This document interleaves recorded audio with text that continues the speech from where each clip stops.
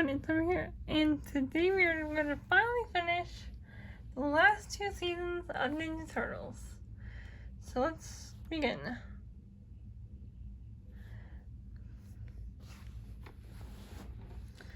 So season 4 is called Beyond the Known Universe. Leo knew it would happen in the last episode of season 3, and we learned the robot's name for the rest of the season is the Futuroid. Everyone sits around and talks to the Futuroid while they fly through space. We see things being reversed, and Earth is now back. If you remember at the end of the last episode, Earth was basically destroyed. Anyways, so Ronnie says that they're back to 6 months, so Leo goes, 6 months? I mean, everyone's back. Even Dr. Splinter? Then Futuroid says, yes, Leonardo, but only for 6 months. Then the Earth is due once more. But, apologies. And then he says, I get it. We stopped the Triceratops before they ever get a chance to use the black hole generator on Earth. The Futuroid says, indeed.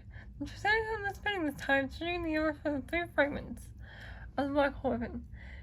Many years ago, the Utron broke the machine into 3 pieces, hiding each fragment in the same parts of the galaxy they could find.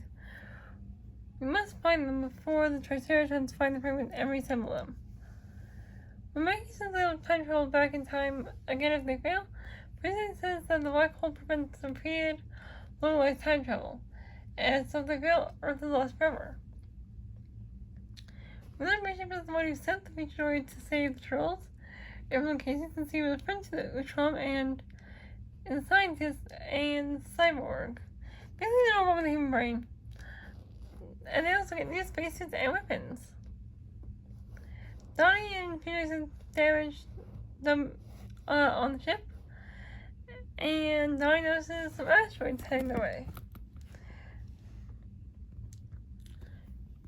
And since they can't fix the ship, they all had time to fly to go to an alien spaceport on a planet called Planet 4 on Fuel, and Donnie says that the planet is home to space pirates, rogues, thieves, and smugglers. They look around and agree to meet up with the ship in 20 minutes, but during that time they all anger someone and get chased and bump into Lord Dreg. All of them are scared of Lord Dreg apparently, so Leo and the Turtles fight Lord Dreg. The Turtles get back on the ship and he says, oh, I can't believe you took off. How did they tell the race in the entire universe? So Drake gets on his ship, and they disappear after fighting, and they run into Triceratops almost immediately. Episode 2, The Moons of Talon 3. These characters are going to be important later, so you might want to remember them. Anyway, the Triceratops spot these creatures called Salamandrians, and the Futuroid ship and fight them, apparently. Both of them. I'm not sure why. They get shot out of the sky and head for a blue planet, and one of the Salamandrian ships is also hit by the Futuroid ship, and they both crash land off of the planet. And the temperature on this planet, moon, whatever it's called, is apparently -180 degrees Celsius, which is -292 degrees Fahrenheit. Yes, I looked that up. We found out the turtle suits have a warm force field apparently, and then I find the beryllium metal that they can use to fix the ship. Some Salamandrians follow them and when they catch up, they fight the group, and Leo calls them neutralizers. Because apparently neutralizers is Salamandrian now, apparently, according to Leo. But we do find that out is true later, but not until like the end of the next season. So, continue on with this episode.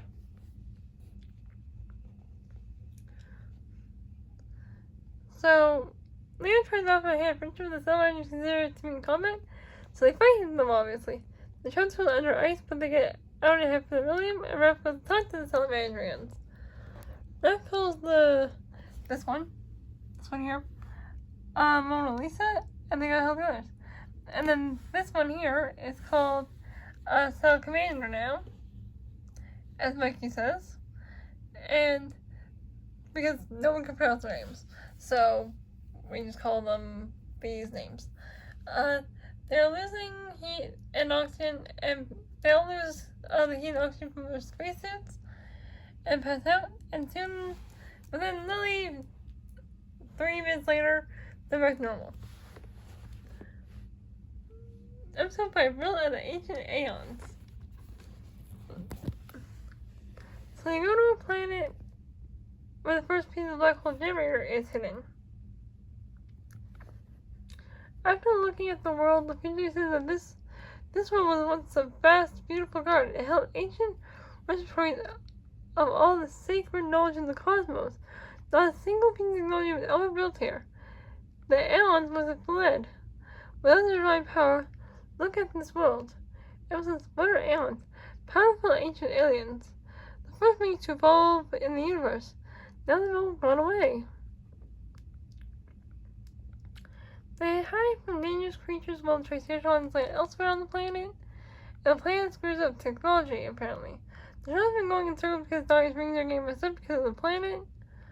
They hide from the creatures, but they find them. Mikey's helmet breaks, and then they find out they can breathe air here. They find a statue that points them to a temple where they find a message written ancient Aeonian, and the fugitive reads it and says, "When the soul star reaches the mountain's peak, the light of the Aeon shall illuminate all." Casey sets off a movie trap. They find the black hole generator and so the Triceratons, and they fight them, and the Triceratons trap them and get away with the fragment. Aaron finds the soul star and discovers, since it was hidden away, that the world turned evil, and they go to put it back where it belongs, on top of the temple. Aaron puts the soul star back, and it turns out the demons were the Aeon all along, and now they are back to normal. And they gave April a fragment of the soul star. Straight to the center of Mickey's mind. They go to get information on the schematics of the Triceratops mothership to get in. Mikey meets Barracks Billyville, who is the info guy, but he tries to get away with the future money, so trolls fight him. April and Casey are there because since humans aren't welcome in this place.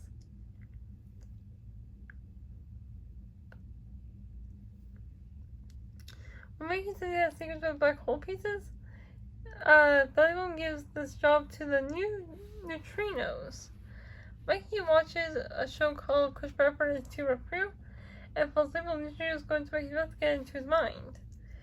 April and Future get the other troll into Mikey's mind, since the neutrinos remove one's inner self, stealing their knowledge, memory, and leaving the victim a mindless shell, as the Futuroid says. The trolls come and the neutrinos destroy them inside of Mikey's mind, or the real body will be reduced to a vegetative state, according to the Futuroid. Inside Mikey's mind, we see a memory from recent mutants, and they find neutrinos, then up in a farmhouse, and then in his subconscious. We meet the 4 different Mikeys: the angry one, the hungry one, the weird one, and the annoying one. And they sing a rap that goes like this. The annoying one goes, "You listen up, cuz you gotta find real Michelangelo before this Mike is met by a neutrino. There he's the fire around to our left so you can save me before my time's up." Then the angry one says, I may seem chill, but you get mad, which makes me ill, so I try to stay red. And then the hungry one says, "I'm the hungry dude in the mood for food. If you think that's rude, then you got a bad attitude." And then we goes, "Teenage Mutant Astronauts, pick apart my astronauts. Discover the center of my psyche to uncover the one true Mikey." And they figure out the center of psyche is his imagination, and the password is obviously pizza. Yeah, I tried to rap that, but I'm not very good at rapping, so sorry about my weird rap. So in mind we see pizza on trees, everything else Mikey loves, like ice cream kitty, and on top of mountain pizza boxes is preserved being a baby Mikey pizza, and he has a crown and scepter. Baby Mikey is super cute, by the way. Donnie explains that Mikey never really matured past 6 years old, so the tree is buying them. They fight and it's working and they win. And back in the real world, they get the info from Billyville. here's a few pictures. Like, here's the inside of Mikey's imagination. Here's the scene with the wrapping. Here's the neutrinos, that's what they look like. And here's baby Mikey. Oh, it's cute. Anyway, trans-dimensional turtles. Only the turtles are up at this point at the middle of the night. And they only have to find one more piece of black hole generator at this point. But the Triceratops have the two other pieces. Alarms go off in the future says, Selena goes, "Let's go, Professor." And the future says, "It seems like some hyperspatial transmat is trying to hold on for targets. You four." And they're sending to a two-dimensional world, which is the one from the 80s version of this show, and they meet that version of themselves. So here's what they look like in the two-dimensional world. Nice is they're in an alternate dimension where they fight their alternate selves. And then for the rest of this video, I'm going to be doing whatever letter we need for the character. So AD, alternate Donnie, says that they use a portal projector to bring them here. They brought them here because the Krang is control of both worlds. So the alternate turtles fight the alternate Krang and lose. So alternate Donnie uses a portal projector to follow the Krang through and back into the original universe. You know the one where they look like this. They disarm the dimensionator and go to the layer, and they just left control until they see the alternate turtles.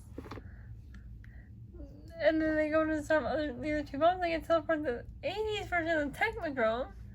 They find their way free and deactivate the dimensionator in the 2D world and the comic book world that we see.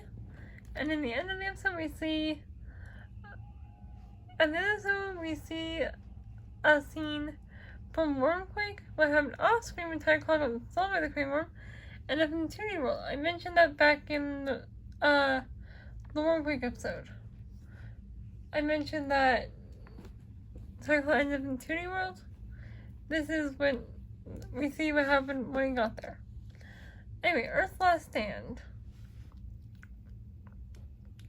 The turtles head back to Earth and realize the Triceratops got the black hole generator like in Season 3. The future says something that they couldn't build until they got memory. It says, "You see, it was not the Krang who invented the black hole generator, it was I who created it." They're all like, "What? It can't be. No way, it doesn't make sense." He says, "I originally developed the black hole generator as an energy source. When Krang Subprime offered me a huge price to buy it, I gave in. I was greedy. I didn't care what they wanted to use it for. It was all about the money. All about financing my research. Then I realized it was a terrible decision I made. I mean, seriously, come on. They are the Krang. They're all mad at the future. He says he was just trying to make up for his mistakes. Look at how by his hit and his helmet is cracked. So they go see him after getting the controls back on. We see the Triceratops bringing the black hole to Earth like at the end of Season 3. We see the final fight in Season 3. Again, most of our things the past turtles, other turtles seem to be fighting for the entire season. And we get to the scene where the turtles save Mikey at the end of Season 3. And when the turtles are acting like they don't know him, Mikey asks if they know him, and they don't. The future drops the turtles down to Earth and they won't follow the plan, but uses his trajectory to save them and then drops them. Well, at least they don't die, so that's good. The turtles aid their past selves in fighting and warn Splinter about Shredder, so Splinter lives and fight the Triceratops and stop the black hole weapon. The future gets the weapon and then I realize he wants to destroy it because the Fury said earlier what can destroy it, and Dory says, "I get it now." He said the only way to destroy the black hole generator was a combination of fusion and dark matter. Casey, which means the ship uses dark matter and the future droid is powered by a fusion core. That's what he wants to do. He didn't want to steal it, he's sacrificing himself. And the Mikey says, "Future do it." And the future says, "It has to be this way, my friends. If you knew my intent, you would have surely tried to stop me. And for that I thank you. Let me know that you are my friend, and I love you all. The Triceratops try to use the Devastator to destroy Earth. The destruction of the black hole generator destroyed the Triceratons, and the second Futuroid comes to Earth, and the passengers of the turtles April and Casey go with this new Futuroid. Here's the two Aprils. Here's the turtles fighting with their past selves. Here's the two Caseys. And then there's the Futuroid on the ship with April in the background. City at war. News says it's been weeks since we saved Earth and stopped the black hole generator. Things have finally been cooling down. No more Triceratons, no more Krang. Best of all, no more Shredder and his guns. They completely disappeared from the city. So tonight, the night of the full moon, Message Player is performing a very special initiation. So April becomes a full Konoichi and Flora goes to her Tonto and says, "This time represents the dragon, strong, fierce, intelligent." The dragon is not only relies on its physical strength, but its keen intellect as well. Be one in spirit and body, be like the dragon. Everyone knew you are now a Kunoichi of the Hamato clan. As they leave after a patrol, April sees they are being followed, and alone they fight a girl named Shinigami. April fights Shinigami and loses to her, and Shinigami gets her Tonto, and then disappears. April feels like a failure after getting beat on the night she becomes a Kunoichi, and so says there's no such thing as failure until you give up. That is when you fail. You must uncover the identity of this new and allegiance of this new assassin. Claiming your weapon as a prize is an initiation into a ninja clan. Be warned, it seems the new assassin may be working for the Shredder. So Johnny can't find anything on this Shinigami in the city's international crime databases, and says the Shiga are powerful gods in Japanese myth that bring death and destruction. So they go to find her. Shinigami goes to the Shredder's old lair, and April spots her, and Leo tells her not to do anything until they get there, but April sneaks into to watch anyway, and sees Karai is there too. April shows herself, and the turtles show up and Karai tells Leo to calm down and says, "Remember that controlling me is gone. I'm not your enemy." And then Rav says, "Oh, then why did your crazy friend try to attack us?" And then Karai says, "It was only a test to see her skills. Shinigami's an old friend from Japan. She was never going to hurt you."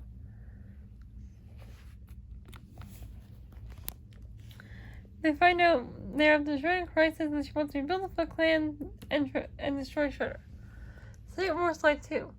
April and Shinny fight for the Tonto, but Shinny wins and is forced to give April Tonto back.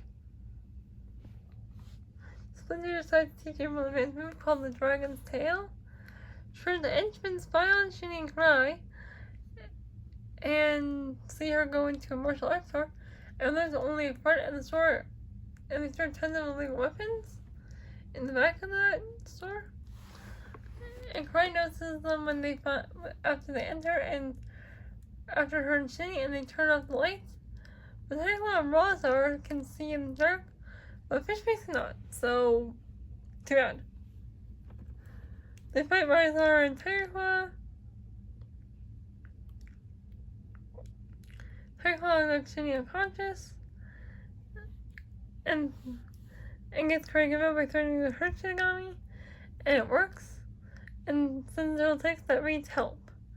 They're tied up while they wait for the turtles, but Karai gets herself free. The turtle may help and free Shinny as she wakes up.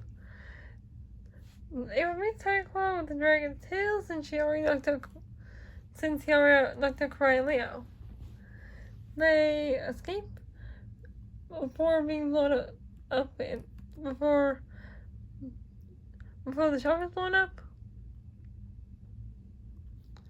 Karai and Shinny apologize to April, and we see where Shredder had disappeared to. Episode 20, the Super Shredder. They try to kill the Shredder.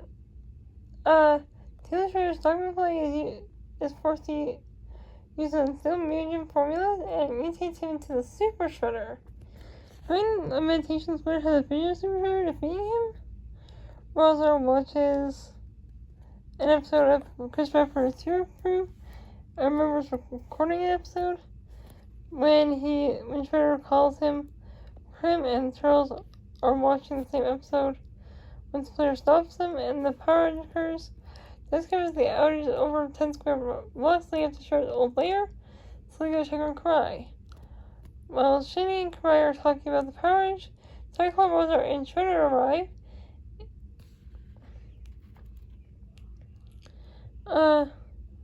And Karai is afraid by Shredder's mutate form, and Karai says, You become everything you loathe, everything you hate, a mutant. And Shredder says, my daughter, please, I did this for you, to destroy our enemy. And then he also says, the monster who took your mother's life. Monster Yoshi. Then Karai says, you're insane, you're the monster. You lie yourself so much you've come to believe an entire dream. They fight Shredder and he knocks her unconscious, and Karai attacks her shrinking form, and hitting her against the ground multiple times apparently gets her turned back into human. And gets her turned by saying, I'll let your friend go with the stretch of my life, but if you show, I will hunt her down and crush her into pulp. So the Turtles get there, and Cyclone and Shredder are leading Karai, but they ram Shredder with the shuttle razor, and he throws it and sets it on fire, but the Turtles get into the sewer. And Shredder tells Splinter that he has daughter back, and if he desires here one last time, come to the place he last defeated them.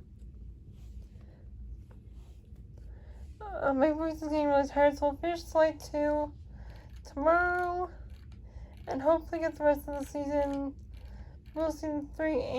seasons 4 and 5 done.